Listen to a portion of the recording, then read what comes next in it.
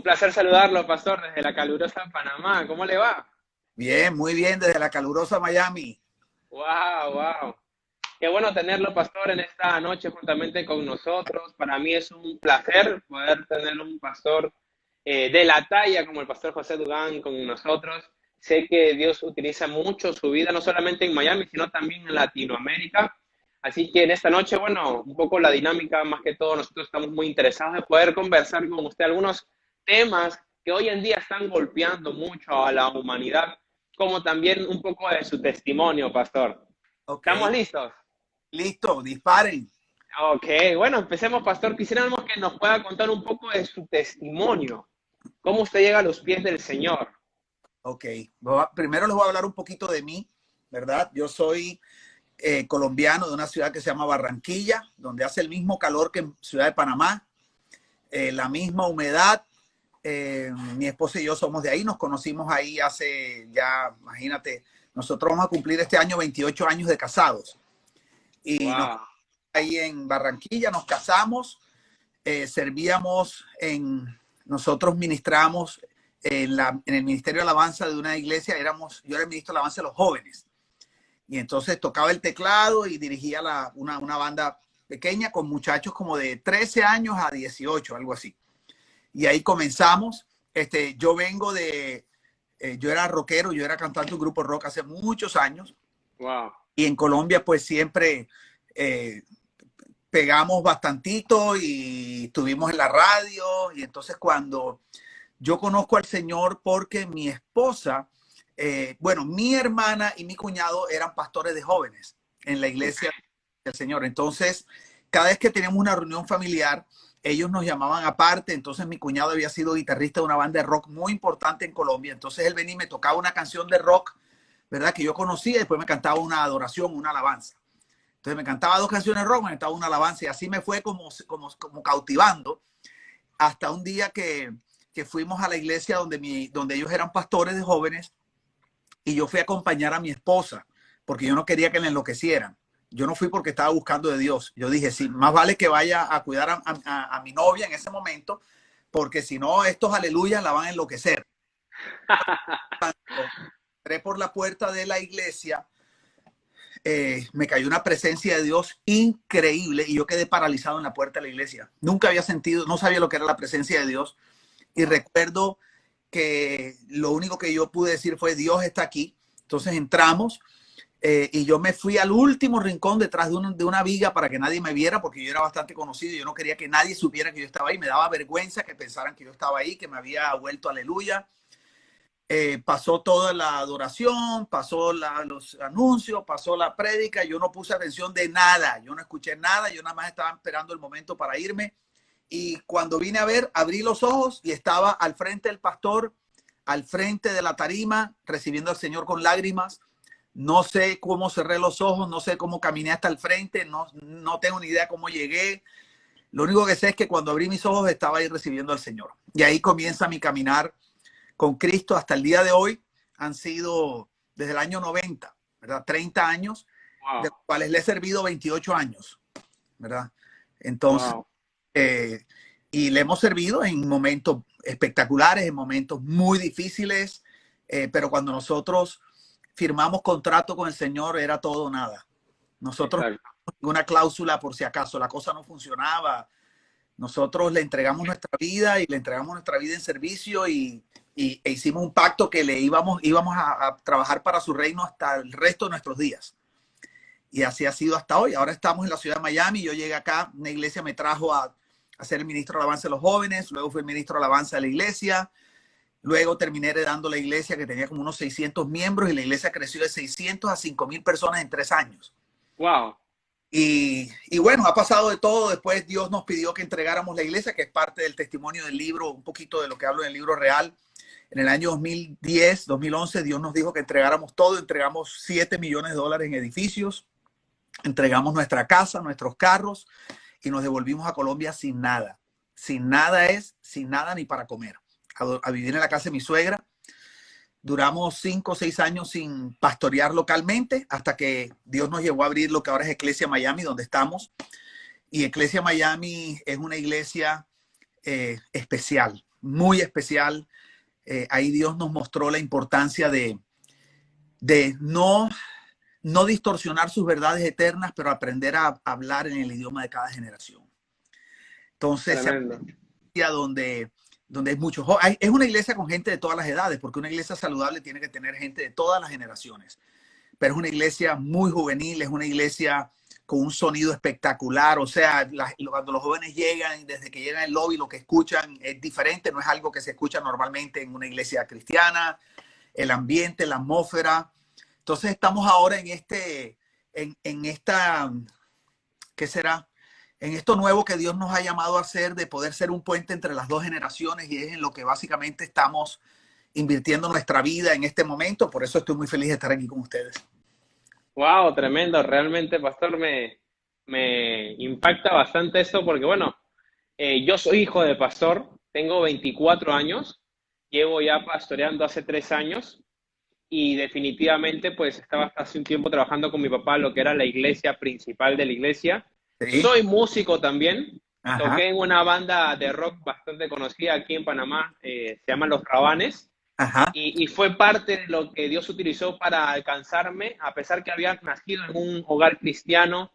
Yo creo que Dios permitió que tenga algunos tipos de experiencias para poder reconocer por mi propia cuenta y por mi propia experiencia que Dios es el único y que no hay otro como Él. Y bueno, de una u otra manera me impacta mucho, ¿no? Yo me acuerdo que cuando yo conocí de usted, yo lo vi predicando en una iglesia Living Room Ajá. en Colombia. Y me Sí. impactó mucho porque definitivamente entiendo que los tiempos cambian. La palabra es la misma, Sí. hoy, ayer y siempre, pero los tiempos cambian. Y una de las cosas que a mí me identifica mucho con usted, pastor, es la manera en cómo usted se ha dejado utilizar para ser un instrumento de ejemplo para las jóvenes, de tal manera que la gente diga, wow, yo puedo ser quien realmente soy en la casa de Dios. Así es, así es. Y es, Yo creo que la dígame, dígame. iglesia, en el libro que acabo de sacar, Real, yo hablo un poco de algo que se llama La Hora de Dios, que es parte del webinar que vamos a hacer con Carlos, el líder de precisamente Living Room, y Andrés Speaker de Más Vida en México. Y ahora el 31 de julio tenemos un webinar que los invito, bueno, que se registren, hablando un poquito acerca de la hora de Dios, de cómo la iglesia ha perdido la capacidad de impactar a las nuevas generaciones. Las nuevas generaciones ya no quieren saber nada de la iglesia, las estadísticas no mienten.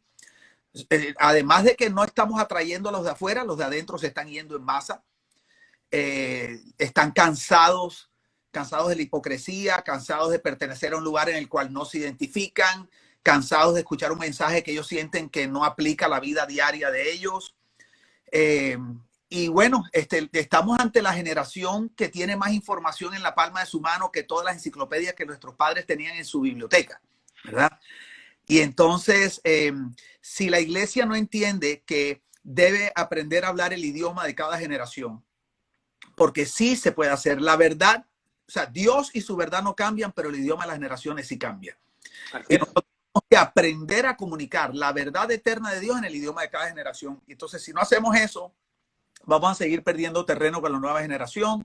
Además de eso, cada vez la iglesia participa menos en la construcción de la sociedad. Había un momento en el que la iglesia, las primeras universidades, las más importantes, Harvard, Yale, Oxford, Princeton, todas eran universidades cristianas. Hoy en día, pues, el humanismo se ha apoderado de la sociedad. Cada vez nosotros somos tenidos menos en cuenta.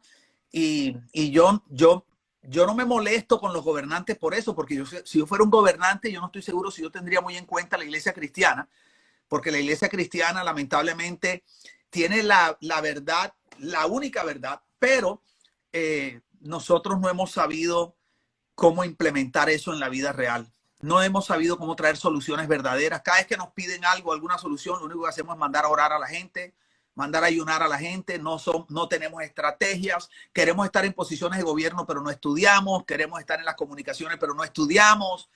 Entonces, hablamos de los 7 montes, pero no nos preparamos para ninguno de ellos. Entonces, la iglesia tiene que hacer un cambio violento porque estamos en medio de una transición generacional. Exacto. Si la iglesia no empieza a tomar decisiones, vamos a perder más terreno aún. Sí, es realmente algo que estaba pasando, por lo menos yo lo viví en carne propia, ¿no? Una de las cosas que definitivamente en mi etapa de adolescencia, yo sé que hay muchos jóvenes que nos están mirando en este momento y algunos no son cristianos porque los conozco y de una u otra manera sé que muchas veces se encuentran con las puertas cerradas de no encontrar un lugar en la casa de Dios por simplemente no tener el corte de cabello que muchas iglesias piden, o un pantalón como quien dice que no tenga roturas y cosas como esas, ¿no? Que en realidad es algo exterior. Yo soy de las personas que piensa que el cambio se va dando en el proceso, pero no podemos golpear a la generación de tal manera. Yo me acuerdo que en alguna ocasión yo tenía la costumbre de hacerme los mohawk, esos famosos que por el 2011, 2014 se pusieron muy de moda, como Neymar. Sí. Y yo soy ministro también, ministro y canto y era director de alabanza. Y me acuerdo que en una ocasión me tocó llegar a una iglesia en donde me dijeron, no, disculpa, no puedes entrar así con ese corte de cabello. Y yo me quedé impactado. Sí. Y yo soy peruano y desde Ah, hace, tú eres peruano. yo soy peruano, sí, mis papás también son peruanos y desde hace 10 años estamos en Panamá.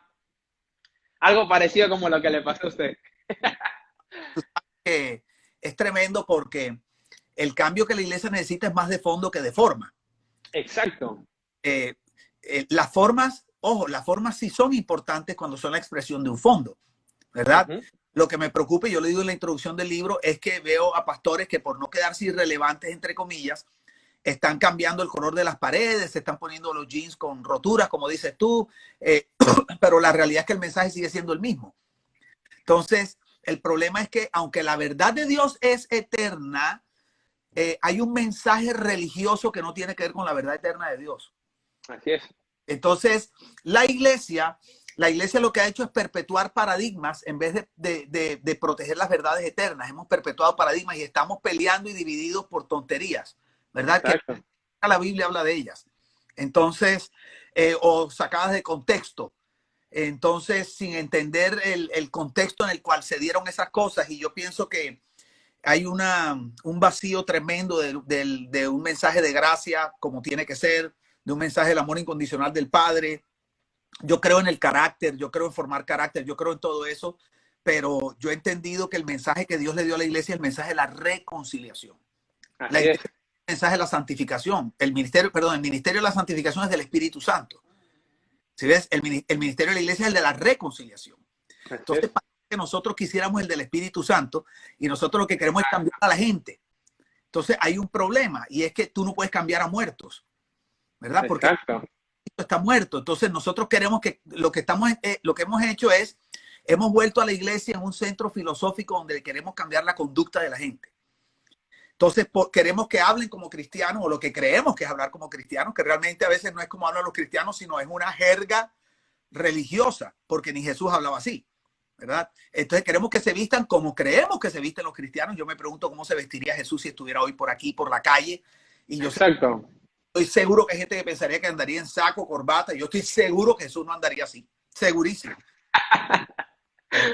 Y entonces noto a la iglesia lamentablemente frenada en paradigmas, incapacitada de conectar con la nueva generación. Tú le preguntas a un pastor hoy, cuéntame, ¿cómo es la música en tu iglesia? Ellos te dicen, nuestra música, nuestra oración es contemporánea.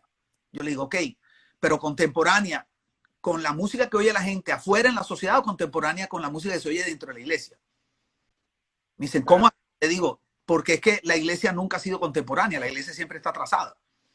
Entonces, yo le digo, si tú quieres atraer a la gente de afuera, ¿cómo lo vas a atraer con un sonido que está atrasado?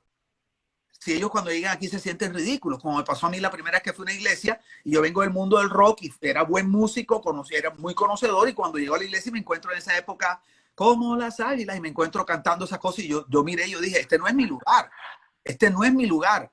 Entonces, la iglesia tiene miedo de utilizar la cultura para alcanzar a la gente de la sociedad y la iglesia no ha entendido que Cristo no se montó en la religión, se montó en la cultura. Cristo utilizó la cultura para alcanzar a la gente, no la religión. Por eso su primer milagro fue en las bodas de Caná, ¿verdad? Que era uno, o sea, bodas en esa época era uno de los eventos culturales más importantes. O sea, la boda, eso era, mejor dicho, súper importante en la cultura hebrea. Entonces Jesús hace su primer milagro en una boda. Segundo, el milagro fue como convertir el agua en vino. Yo no me imagino lo que habrán dicho los religiosos de la época, imagínate si lo que dicen los de hoy. Y tercero, para hacerlo utilizó las vasijas sagradas de la purificación. Oh. O queriendo decir, aquí la religión no tiene nada que ver, vamos a usar la cultura para poder llevar un mensaje real a la gente que lo necesita. Si la iglesia cristiana no entiende eso, vamos a seguir rotando creyentes entre las diferentes comunidades, pero no estamos atrayendo a la gente de afuera. Entonces necesitamos cambiar eso. Sí, definitivamente, pastor, es tremendo eso porque a veces hay un concepto muy cerrado, ¿no? Y vivimos una experiencia o queremos que las personas vivan una experiencia según lo que nosotros pensamos que pasaba, pero realmente no es eso. Yo pienso que una relación real con Dios te lleva a lo nuevo, a esta cultura como usted habla, y de una otra manera eso te pega. No, yo me imagino que Jesús caminando en las calles era una, o sea, no es que sea Cristiano Ronaldo, pero tú ves a Cristiano Ronaldo y tú te le quieres acercar. Ves a un Messi por la calle y tú quieres, oye, quiero sacarme una foto. Cuando Jesús caminaba por la calle, traía algo tan fuerte que las personas que no conocían de él se juntaban con él. Así es. Y hoy en día muchas iglesias carecemos de eso. Carecemos de que la gente que no conoce de Dios quiera andar con nosotros. Sí, a mí me preocupa cuando un creyente solo anda rodeado de creyentes. O cuando un pastor, solo los cristianos quieren estar con él. Porque Jesús era todo lo contrario. Los religiosos no querían estar con él, lo querían matar. Y los pecadores que no conocían, los que estaban necesitados, desesperadamente lo buscaban. Y yo pienso que el corazón de Jesús donde más se ve es en que los niños les encantaba estar con él. Y los niños no van a andar con un hombre aburrido, ni con un hombre que se ve raro, ni en saco y corbata. Los niños se acercan a la gente común y corriente, que ellos sienten confianza. Entonces, para mí la iglesia, lamentablemente, se ha desligado de la realidad. Se ha desligado de la realidad y hemos hecho una separación entre lo que llamamos sagrado y secular. Entonces, no, música sagrada, música secular, comida sagrada, comida secular, ropa sagrada, eso no existía en la Biblia, por ningún lado, tú sabes. Entonces, y hemos tomado culturas o cosas culturales y las hemos vuelto cosas religiosas. O sea, andamos en una confusión tremenda. Entonces, por ejemplo, tú vas a la Asociación de Pastores en España y en la mesa tienen botellas de vino. Exacto. Mal. Pero entonces tú vas, o igual en Chile o en Argentina. Pero, por ejemplo, tú en Colombia vas a una asociación de pastores, tú pones una botella de vino y te crucifican, tú sabes. Entonces, pero asumimos, por ejemplo, en Colombia asumen que en el mundo es así. O en España asumen que en el mundo es así. Y yo creo que tú diste en el clavo. Para mí, el problema es falta de conocer a Dios.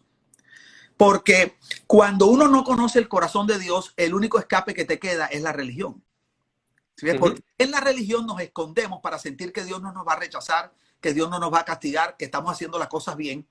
Entonces, entramos o caemos en la actitud del segundo hijo de la parábola del hijo pródigo.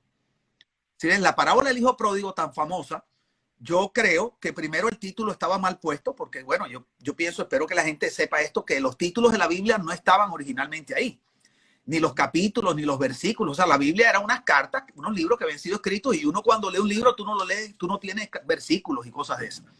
Entonces hubo gente que le puso nombre a los capítulos y eso y lo dividió para poderlo leer más fácilmente, pero eso no estaba ahí originalmente. Entonces cuando leemos la parábola del hijo pródigo, el mismo título, la parábola del hijo pródigo, hace que nos enfoquemos en el hijo pródigo, en el que se fue.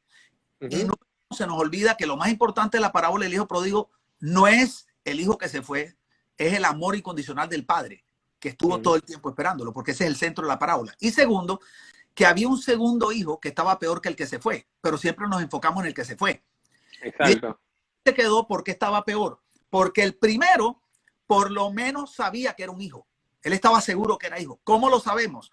Porque él va donde su padre y le dice, padre, dame la porción de la herencia que me corresponde. Solo los hijos que están seguros de su identidad de hijos saben que la herencia es de ellos y van y la piden con esa seguridad. Él sabía que era un hijo rebelde, que quería vivir la vida solo, pero era un hijo seguro de ser hijo. El que se quedó estaba peorcito, ¿Por qué? Porque cuando el otro vuelve y el que se quedó, dice la Biblia, que oyó una fiesta desde el campo, cuando no había ni equipo de sonido ni nada, me imagino la clase de fiesta que tenían armada, y oyó una fiesta desde el campo, regresó, se molestó con el papá y va y le dice, ¿cómo es posible que tú, a mi hermano que ha desperdiciado el dinero con prostitutas y todo eso, y tú le hagas esto? Dice, y a mí, dice, que te he obedecido y servido toda la vida, nunca me has matado ni un cabrito. Y ahí está el corazón de la religión y de la iglesia cristiana, lamentablemente, que creemos que merecemos la bendición de Dios o el amor de Dios por servirle y obedecerle. Exacto. Y es incorrecto. Nosotros recibimos la bendición de Dios porque somos sus hijos. Por eso el padre en ese momento le dice, hijo mío, ¿cómo tú me dices eso? Dice, si todo lo mío es tuyo, solo tenías que habérmelo pedido. Entonces, allá hay una cosa tremenda que vemos en la gente que no se ve delante del padre como hijos o hijas, aunque ellos teológicamente dicen, no, yo soy un hijo, pero realmente tienen un corazón de servidumbre, de esclavitud. No disfrutan la relación con papá.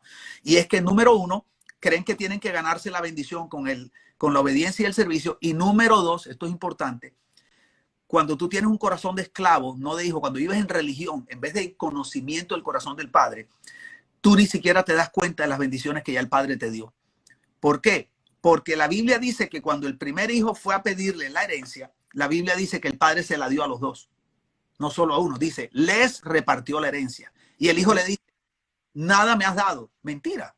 Y así está la iglesia. Y la iglesia y las autoridades seguimos reforzando un mensaje de que la bendición o el amor del padre está condicionado a nuestras acciones y nuestras actitudes.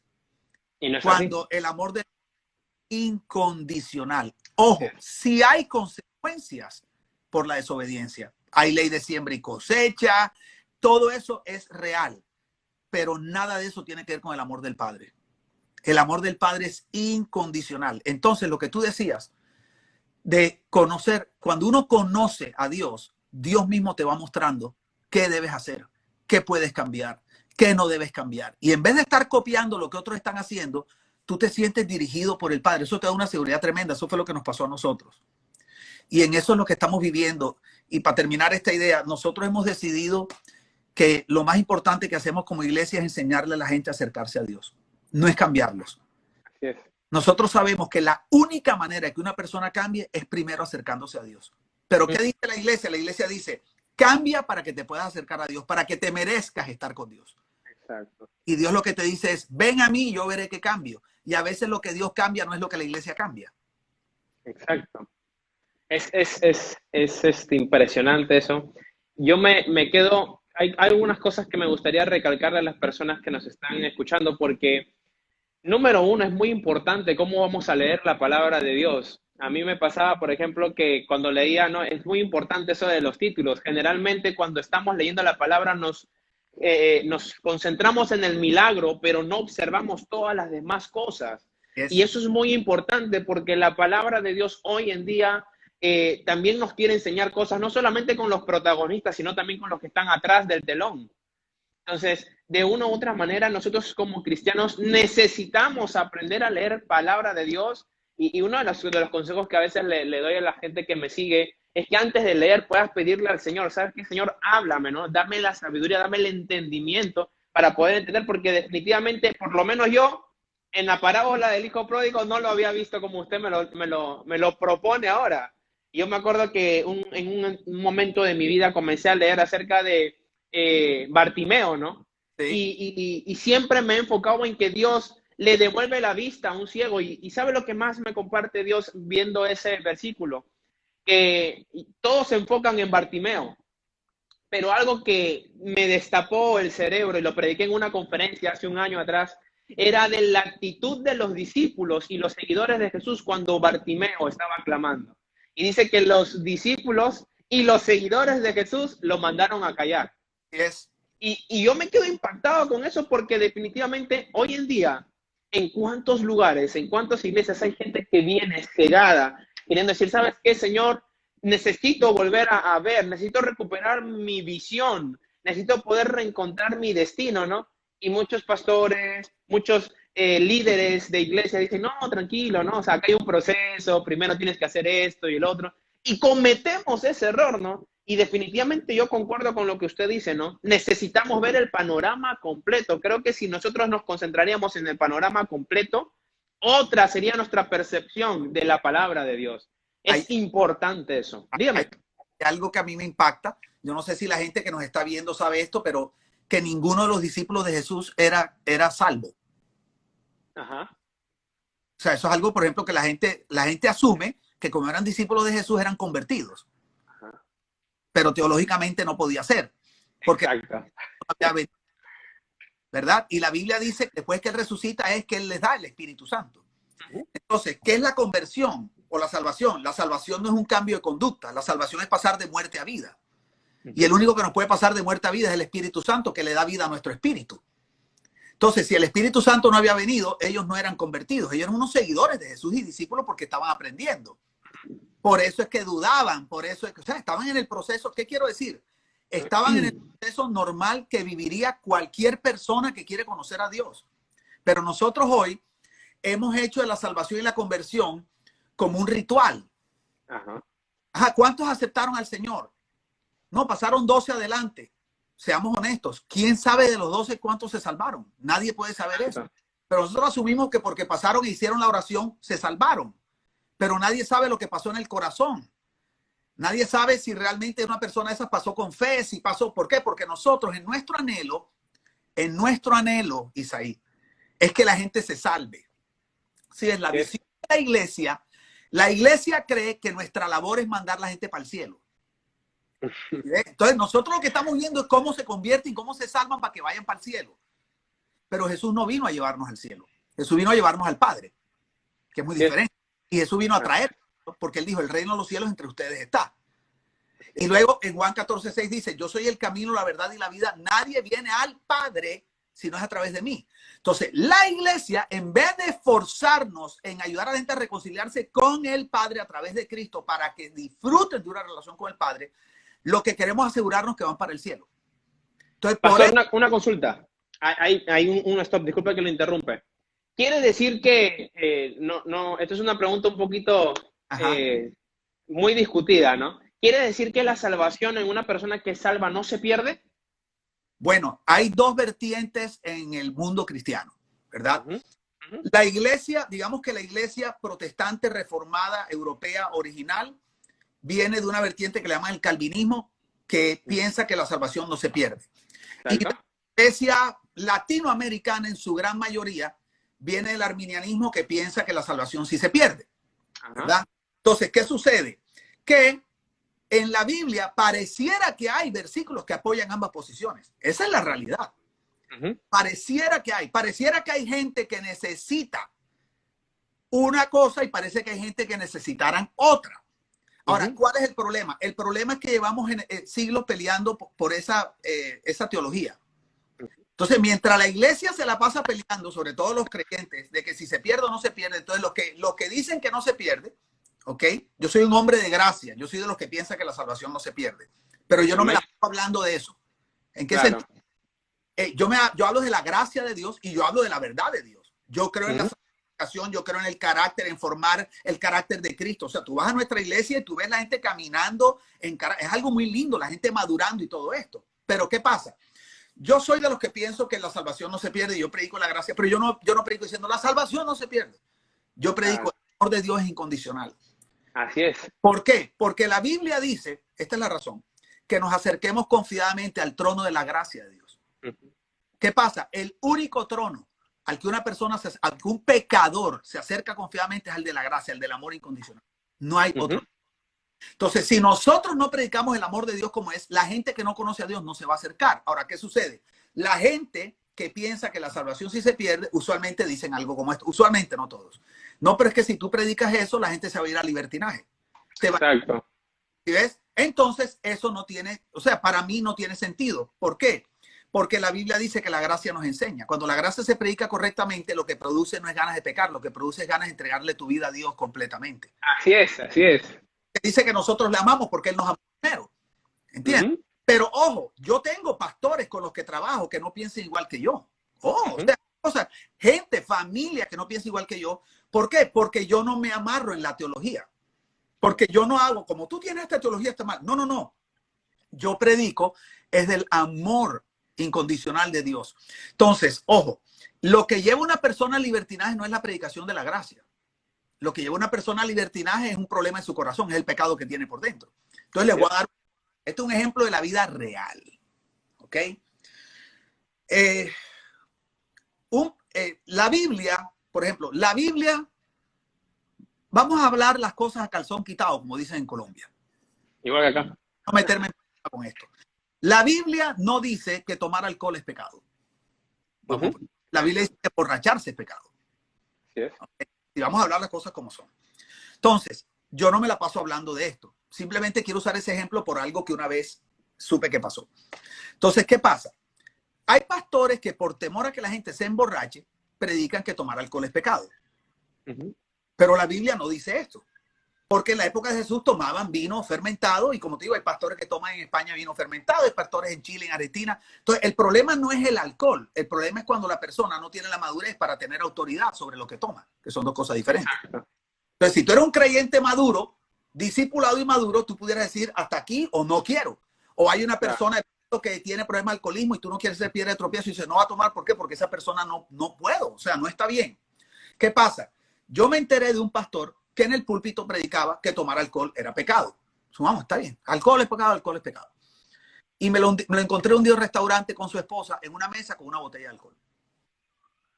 Entonces, él se pone en el púlpito y dice que tomar alcohol es pecado. Pero está en un restaurante solito con su esposa en una esquinita con una botella de alcohol. Entonces yo me acerqué y me fui a hablarle y le dije, pastor, ¿cómo estás? Y cuando él se dio cuenta que yo estaba ahí, él ya sabía que no podía esconder nada. Entonces me dice, no, mira, chico, lo que pasa es que tú entiendes, yo no puedo hacer esto en público porque la gente no entiende y hay gente que tal cosa. Y yo le dije, pastor, pero entonces uno de dos problemas. O tomar alcohol si es pecado y tú eres un hipócrita que está pecando a las espaldas de la gente. O tomar alcohol no es pecado, pero por tu temor de que la gente se emborrache, tú estás diciendo que sí es pecado, lo cual significa que tú te has vuelto el Dios de tu iglesia porque estás controlando la disciplina de la gente y cómo la gente se va a portar por temor a lo que va a pasar con ellos. Entonces le dije, ¿cuál de las dos es? ¿Eres un hipócrita o eres el Dios de tu iglesia? Claro. Entonces, pero bueno, el hecho es que yo les digo, estoy compartiendo por lo que me preguntaste, yo creo en la gracia de Dios, yo creo en el amor incondicional de Dios y yo creo que la labor de la iglesia es acercar a la gente a Dios. Yo sí creo que puede usar a la iglesia para formar el carácter de Cristo, creo que, pero ojo, yo he estado en muchos funerales y yo no he visto el primer muerto en un cajón que se haya levantado y se haya quejado, por ejemplo, y haya dicho, no me gusta el traje que me pusieron. ¿Por qué? Porque los muertos no opinan, porque un muerto está muerto. Entonces, la iglesia, ¿qué está queriendo hacer? La iglesia lo que está queriendo hacer es cambiar muertos. O sea, la iglesia quiere que la gente llegue y enseñarle a vivir como cristianos, a pesar de que aún no tienen una relación personal con Dios. Claro. Entonces, la relación personal con Dios para todo el mundo no es igual. Hay gente que va un día a un auditorio cristiano, recibe al Señor y su vida cambia y comienza una relación con Dios inmediatamente. Hay otros que van y les toma 3 años comenzar una relación con Dios. Pero nosotros los queremos meter como en un patrón porque queremos que a los 3 meses sean líderes de grupos pequeños, a los 5 meses hagan la escuela de instituto bíblico, a los 7 meses y no respetamos la obra del Espíritu Santo en ellos. Exacto. Entonces, yo sí creo, nuestra iglesia, ojo, nuestra iglesia, ¿cuál es nuestra visión? Ayudar a las personas a conocer a Dios y crecer integralmente para que cumplan su propósito y transformen la comunidad. Nosotros estamos formando gente de carácter cristiano, gente que tú les ves cómo trata el esposo a la esposa, la esposa al esposo, cómo hablan, cómo conducen su vida diaria. O sea, tú ves el fruto del Espíritu. Pero nosotros entendimos que el fruto del Espíritu es el fruto. O sea, el fruto, la consecuencia de alguien que tiene una relación genuina con Dios. Exacto. Entonces, nosotros nos matamos por crear esa relación primero, porque ellos sepan que Dios los ama, que ellos pueden acercarse a Dios. Una vez que una persona ve eso, sucede lo siguiente: la persona se puede acercar con las defensas abajo. Cuando la iglesia no predica el amor incondicional, se vuelve la promotora de hipocresía más grande del mundo. Exacto. Porque le hace creer a la gente que no pueden acercarse a Dios como son. ¿Y qué sucede? Ojo con esto. Adán se vio desnudo y se tapó. Y luego cuando Dios lo buscó, se escondió. Adán, ¿por qué te escondiste? Tuve miedo y me escondí. Entonces mira esto. Por vergüenza se tapó y por miedo se escondió. Cuando a la gente le hacemos sentir vergüenza y miedo, los estamos obligando, los estamos llevando a taparse y a esconderse. La iglesia cristiana está llena de gente tapada y escondida, viviendo doble vida, que no se atreven a hablar lo que de verdad sienten. Por eso a los 15 años salen pastores que son homosexuales. A los 20 años pero que tenía un adulterio, pero tenía 18 años. Tú dices, ay, pero ¿de dónde salió esto? Siempre había estado ahí. Claro. Siempre había estado ahí. Pero la iglesia ha llevado a la gente a taparse y a esconderse. El problema de eso es que Dios no puede obrar ahí, porque Dios es un Dios de luz y Dios solo puede obrar cuando las cosas están a la luz. Entonces, si le enseñamos a la gente que la iglesia y que Dios es un lugar donde pueden llegar exactamente como son.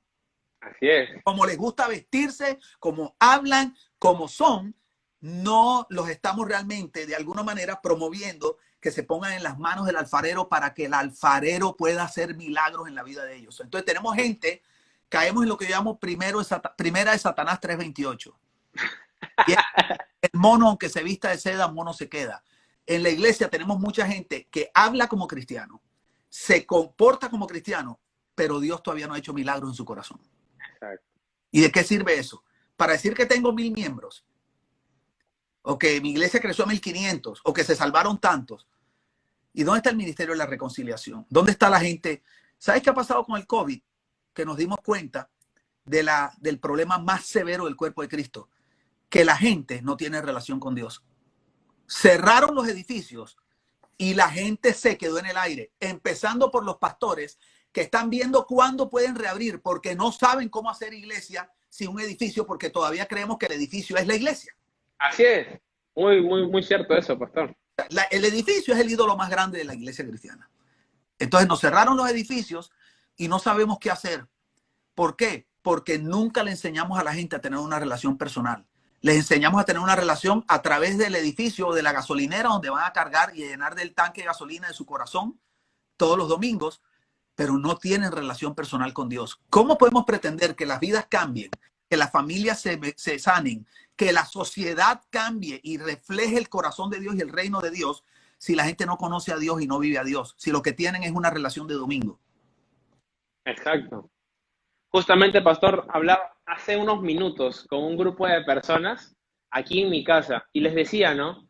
Tú no puedes pretender y no podemos pretender que 2 horas de servicio nos den oxígenos para 6 días de puras luchas y tormentas. No puede pasar. Es imposible. No se puede. Es imposible. Exacto. Bueno, y 2 horas de los que todavía tienen 2 horas, porque a medida que vamos, ya vamos en 1:15.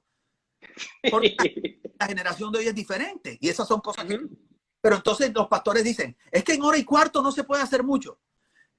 No se puede hacer mucho si toda la vida espiritual de esa gente depende de esa 1:15. Exacto. Pero si esa gente está enseñada a diariamente disfrutar, deleitarse en su relación con Dios, 1:15 es más que suficiente. Porque ellos lo que van es a adorar, a escuchar una palabra de dirección y a traer el reboce de lo que han vivido en la semana. Pero si tenemos un pueblo hambriento de Dios, no porque están hambrientos de Dios, sino porque no han hecho nada, durante la semana, y su único momento de llenura espiritual es esas 2 horas, en el momento que tú les quites, los matas. Exacto. Y la iglesia lamentablemente, Isaí, ha sido una promotora de la codependencia de la gente con el edificio, con las liturgias. Y nosotros lo que tenemos que enseñar a la gente es a depender de Dios. No a depender de la religión, no a depender de los pastores, no a depender... O sea, quiero decirte algo. Siempre será más fácil adorar al líder que se ve que al Dios que no se ve. Así es verdad. Wow, poderoso. Claro, porque el pueblo de Israel estaba en Egipto y su Dios era Faraón, no era Dios. Ajá. Faraón les daba todo. Los esclavos de Israel en Egipto tenían todo. Lo único que no eran dueños de nada. No tenían tierra. Ellos trabajaban para Faraón, pero tenían comida, tenían vestido, tenían vivienda, todo. Entonces, cuando Moisés los saca, ellos cambian la figura de Faraón, que era el Dios proveedor, por Moisés. Por eso todos se lo pedían a Moisés. Y entonces Moisés oraba, el maná bajaba. El asunto, y por eso, ¿qué pasa? Cuando Moisés sube al monte a recibir las tablas de la ley, a hablar con Dios, ellos se ven sin un líder visible, sin un Dios visible, y por eso piden hacer el becerro de oro. Y la iglesia de hoy nosotros la hemos entrenado a querer becerros de oro. Y los becerros de oro son los líderes hoy. Tú sabes, o sea, es una cosa tremenda que la iglesia protege más el carácter o la visión del líder que lo que Dios dice.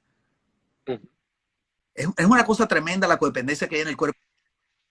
Sí, es más que serio, ¿no? A veces uno vive la vida por vivir, justamente le decía a una persona, ¿no? A veces vivimos como si fuéramos a morir y vamos a volver a vivir para poder evitar de cometer los errores, pero la vida es una sola. Así Y, es. y no hay tiempo, hay una palabra que me gusta mucho en inglés que es procrastination. Sí, que no Eh, es. eh, a- Exacto. Acá en Latinoamérica, mucho, dejamos de hacer cosas que podemos hacer hoy día pensando que mañana lo hacemos más adelante. Y es un problema muy serio el que hoy en día estamos teniendo dentro del cuerpo de Cristo y muy pocos quieren enfrentar. Pero no los enfrentamos por miedo a qué dirán, qué van a opinar, qué van a decir, ¿no? Mira, Y es algo, dígame. es cuando uno quiere vivir para los propósitos de Dios, los propósitos de Dios te tienen que importar más que las críticas de la gente. Así es. O sea, cuando yo empecé a hacer los cambios, tú no sabes lo que dijeron de mí. O sea, estamos hablando que yo era una de las 3 autoridades espirituales más importantes de la ciudad de Miami. Cuando tú tienes un edificio como el que yo tenía con 5,000 personas, éramos la iglesia hispana que crecía más rápido de todos los Estados Unidos. Wow. Entonces, cuando yo empecé a hacer los cambios, la gente, la gente dijo, este tipo se volvió loco. Pero para eso, dar el libro para que sepan por qué hice los cambios. ¿Qué me mostró Dios? Y tiene que ver con la nueva generación. O sea, tiene que ver con la nueva generación. O sea, llegó un momento que yo me cansé de vivir para los mismos de siempre. Cuando comenzamos la iglesia que tenemos ahora, que la comencé haciendo lo mismo que hacía antes, porque todavía Dios no nos había hablado de esto, yo llegaba y la gente se estaba salvando, los matrimonios se estaban restaurando, pero yo salía del domingo frustrado. Y yo decía, Señor, ¿qué me pasa? ¿Qué me pasa? ¿Por qué estoy mal? Y el Señor, en ese momento, me invitan a mí a predicar a una iglesia americana que es parte de la familia Hilson. Y cuando yo voy y predico y entro a esa iglesia, yo me sentí más feliz y más libre y más cerca de Dios en esa iglesia que en mi propia iglesia. Y yo no sabía por qué. Entonces, cuando ya termina todo y al final me quedé ministrando al equipo ministerial y eso, a medianoche yo me monto en mi auto. Y cuando me monto en el auto, el Espíritu Santo me habla y me dice, yo te traje aquí para darte 2 instrucciones. La primera, quiero que sepas que la palabra que yo te he dado aún es relevante para esta generación. Eso para mí fue muy importante porque yo me sentía como Moisés, que había muerto y ahora le tocaba a los Josué, que ya yo estaba, ya mi tiempo había pasado. Y lo segundo que te quiero decir, me dice, es que estás frustrado porque tu iglesia nació muriendo. Y dije, ¿cómo así? Me dijo, claro, tu iglesia se está muriendo. Mira la edad de la gente. Y cuando hago así me di cuenta que la iglesia se estaba muriendo, comenzó muriendo. El Señor me dijo, yo no te pedí que me entregaras la otra iglesia para llamarte a hacer algo nuevo, para que hicieras lo mismo. Si quisiera que hicieras lo mismo, te hubiera dejado donde estabas. Yo te he llamado a edificar para una generación que está naciendo.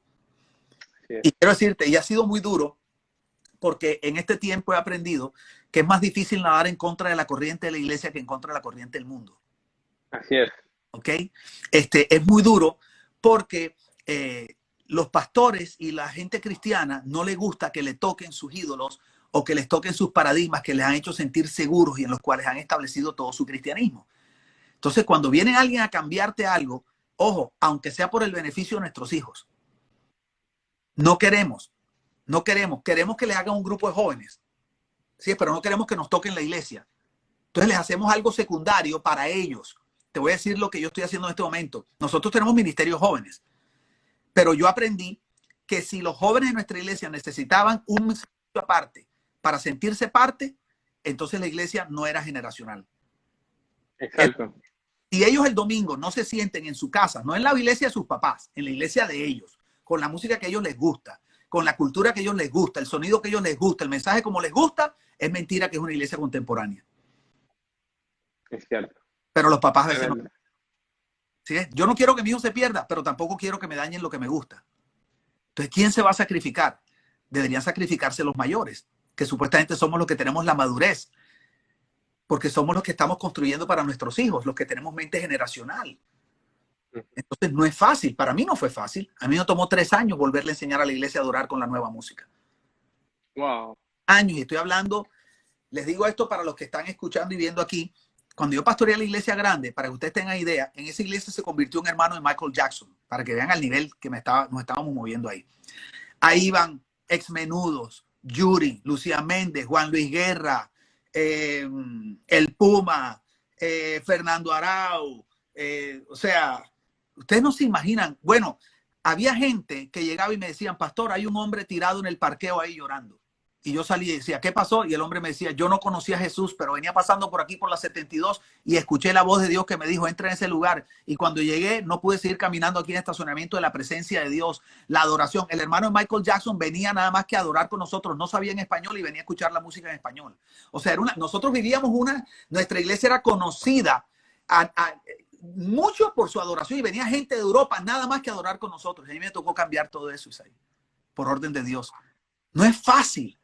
No es fácil dejar algo bueno, exitoso. O sea, tienes que haber visto algo que te lleve a sacrificar lo que ha sido tan significativo por tantos años, por 20 años. Tienes que haber visto algo. Entonces, hasta que los pastores no lo vean y no entiendan, termino con esto porque sé que vas a decir algo. Un pastor que se rehusaba, un pastor de mis hijos espirituales que se rehusaba a esto, me decía, no, eso no es lo que tú estás haciendo, no es, y eso es un jean roto, todo lo que fuera. Tu mensaje no me gusta porque... ¿Cuándo me llamó? Cuando su hija le dijo, a mí me gusta es la iglesia de José Víctor y quiero que sepas que si nuestra iglesia no cambia, cuando yo cumple 18 yo me voy de mi casa, me voy de la iglesia a buscar algo diferente. La hija del... Wow. Y hay una pareja que me está viendo aquí, que acabo de darme cuenta que están ahí. Unos compadres míos de la iglesia, del equipo, son del equipo, están ahí. La hija de ellos les dijo lo mismo. Les dijo, esta iglesia, la nuestra, cuando la nuestra todavía no, nuestra iglesia no me gusta. Porque el día que a mí me invitaron a predicar a la iglesia donde Dios me habló, a la semana siguiente me llevé todo el equipo. Dije, yo quiero que ustedes vean lo que yo viví. Y ellos, no, pero no. Saliendo ese día, esa noche de ahí, la hija de ellos le dijo, yo me quiero venir para esta iglesia y apenas tenga 18 me vengo para acá. Entonces ahí me llamaron enseguida, pastor, hay que cambiar de una. No vamos a ganarnos a la nueva generación si seguimos haciendo las cosas como las estamos haciendo. Es impactante, ¿no? A mí me tocó también vivir una experiencia como esa. Realmente, actualmente me encuentro en un stop. En un stop donde he tenido que dejar todo y estoy simplemente a disposición de mi pastor porque vino Dios. Y en un momento determinado es o cambiamos o simplemente vamos a seguir el mismo camino que no avanza. Y estoy actualmente en eso. Y lo que usted me dice realmente me confirma, me afianza y realmente lo recibo de parte de Dios porque es una confirmación a lo que yo he estado sintiendo por meses. Y ojo, es la primera vez que yo estoy hablando con usted. Usted no sabe los problemas que yo he estado teniendo. Las guerras en mi interior, sí, no, sí, doy el salto, no doy el salto, pero definitivamente creo que hay cosas que son dentro del propósito de Dios, ¿no? Yo no pienso en casualidades, yo siempre pienso en propósitos y recibo esa palabra, ¿no? Porque realmente yo creo que soy un instrumento y cada joven que está en una casa, cada joven que conoce de Dios es un instrumento para que alguien más pueda llegar a Cristo. Pero ¿cómo vamos a hacer que ellos lleguen a Cristo? Mira, ¿como antes? Acá, mira lo que ponen aquí. David Rincón pone un absurdo temor por generaciones de no meter al mundo en la iglesia. Exactamente. Así es. La separación esa que te digo yo de iglesia, mundo, que no existe en la Biblia. No existe.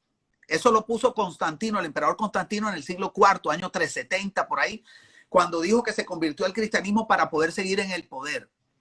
Y él vino y combinó el paganismo griego grecorromano con la iglesia tradicional y de ahí surgió lo que hoy es la iglesia tradicional en Latinoamérica, que es el catolicismo. Vienes de eso. Entonces, ¿qué pasa? Y él fue el primero que construyó las grandes catedrales y agarró toda la vida del evangelio, que era en las casas, que era donde vivía la gente, en el lugar de trabajo, en la plaza del mercado, porque el cristianismo es un estilo de vida, es la vida misma. Y él cogió y la puso en las catedrales, le puso una cruz arriba como queriendo decir, la vida de Cristo, el cristianismo se concentra ahí para poderlo dominar, manipular y controlar. ¿Ok? Entonces, te voy a decir algo, Isaí. Uno de los problemas más serios que ha provocado esto, en esta división generacional, es la falta de paternidad. ¿Sí ves? Y me refiero a una paternidad saludable, no al pastor que tiene una iglesia de 15,000 miembros y dice yo soy el padre de esta casa, lo cual es imposible, porque la paternidad es una relación. y nadie puede darle paternidad a 15,000 personas, eso no existe. Pero sí hay paternidad espiritual y ministerial, pero todo comienza con la falta de paternidad en las casas.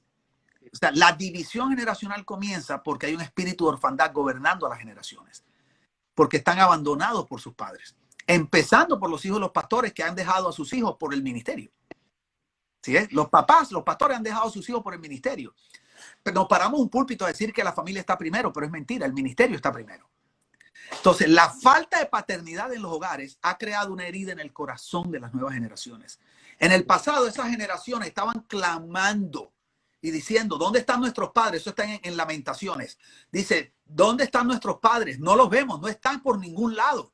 Y nosotros hemos tenido que cargar con sus iniquidades. Una generación diciendo, la falta de paternidad y de una generación de padres que no ha ejercido el poder de la paternidad sobre nosotros, ha hecho que nuestra vida se vuelva cuesta arriba. Porque no tenemos ese padre que nos lanza nuestro destino, ese padre que es la plataforma, no existe.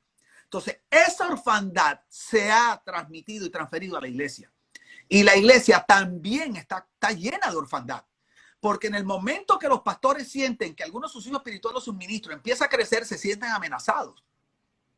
Entonces, o le ponen el pie arriba, ¿verdad? O lo mandan a otro lado, pero no se cumple el propósito de la transferencia generacional donde un padre le dice a un hijo, yo creo en ti, yo estoy acumulando herencia para ti, yo soy tu plataforma, yo quiero que hagas mayores cosas que yo te amo incondicionalmente, yo amo tu generación, yo creo en tu idioma, yo creo en tu cultura, yo estoy dispuesto a aceptar tu música, estoy dispuesto a cambiar la cultura de la iglesia para que tu generación se sienta aceptada. Y eso es lo que provoca una respuesta a la generación de abajo que dice, y yo a ti te honro. Yo honro, tú eres mi plataforma. Yo sé que lo que yo estoy haciendo es porque lo estoy construyendo sobre lo que tú construiste. Nunca dejaré que tu nombre sea borrado en este lugar. Yo mantendré tu legado en las generaciones. Mientras no haya eso, seguiremos en lo que estamos. Los viejos protegiendo lo viejo y los nuevos peleando por lo nuevo. Y mientras tanto, ¿qué es lo que sufre? Sufre los propósitos de Dios. Porque los propósitos de Dios se transfieren generacionalmente por el principio de paternidad. Por eso cada generación le toca comenzar no de 0, de -10. ¿Sí ves? Entonces, no podemos seguir haciendo así. Entonces, ¿quiénes tienen que dar el primer paso? Los viejos. Nosotros tenemos que darle la mano y decirle, por eso yo dejé la iglesia. Yo dije, alguien tiene que empezar a modelar, dejar herencia. Yo no se la dejé a un hijo mío, se la dejé a un discípulo. Y después el discípulo no quiso saber más nada de mí. No importa, porque él siguió adelante. Y yo ahora tengo otra y esta se la dejaré a otro algún día, me imagino yo. Pero eso fue lo que Jesús hizo. Jesús vino, formó 12 y lo formó para que lo reemplazaran a él. Y él feliz les dijo, mayores cosas que yo haréis. Ese es el corazón de la paternidad. Tremendo, tremendo, pastor. Me gustaría que usted pueda orar y orar por esta generación, por la familia, por las personas que están viendo este live. Y no se déjese usar por Dios en estos 2 últimos minutos que nos quedan y bendíganos, pastor. Padre, te quiero dar gracias por Isaí y todos aquellos que están escuchando. Padre, todos los que están escuchando, tú, Señor, los congregaste en este lugar para escuchar y para ver. Tú los citaste a este lugar, Señor, para hacer algo en su corazón, mi Dios. Porque aquí el más importante no soy yo, los más importantes son ellos. Tú me has traído a mí a servir. Y yo quiero pedirte ahora mismo, Espíritu Santo, que tú uses la palabra que ha sido entregada en esta noche, Señor. La uses para traer sanidad al corazón. Sanidad al corazón del huérfano, de la huérfana. Sanidad al corazón de los padres, Señor. Sanidad generacional, mi Dios. Porque al fin de cuentas, Padre, la única manera que podremos hacer iglesia saludable es cuando haya una sanidad generacional. Quiero pedirte, Señor, por cada líder que está escuchando, cada líder que tiene que tomar decisiones, Señor, que esta palabra les haya servido para traer claridad, Señor, para afirmar las convicciones de lo que tú les has dicho, de las promesas que tú les has dado, Señor. Y declaramos, Padre, que no hay nada mejor que caminar en tu palabra, Señor, en tu dirección, la dirección de tu Espíritu, Señor. Te pido por las nuevas generaciones, Señor. Sana su corazón, mi Dios, y que ellos puedan disfrutar, Padre, de tu paternidad y puedan correr, Señor, con el depósito que tú les has dado, Padre. Y te doy gracias en el nombre de Jesús. Amén. Listo, pastor, muy agradecido. Un gran abrazo. Mi única petición es que me sigan en Instagram, José Víctor Dugán. Y si pueden, vayan a Amazon y compren el libro real. que está espectacular. Necesitamos tener ese libro, quiero leerlo, por ahí algún día lo tendremos en Panamá. Por favor, un abrazote, te quiero mucho, qué gusto conocerte. Ahí está Listo, pastor. es mi asistente poniendo perfil de @José Víctor García. Es que eso es increíble. Man. Perfecto, no se preocupe, pastor, siempre estamos para servirle. Creo Gracias. que Dios ha permitido poder conocerlo, algo haremos en un futuro Así es. pronto y podemos darnos un abrazo. En Panamá, para que sepas. ¿Ok? ¿Tienes familia en Panamá? Familia en Ciudad de Panamá, sí, señor. Ah, así que bueno, será cuestión de tiempo entonces tenerlo por aquí. Gracias, un abrazo fuerte, te quiero. Besos, abrazo. Un abrazo. Bendiciones, pastor. Bendiciones. Bye. Eres calor en el frío, en el desierto.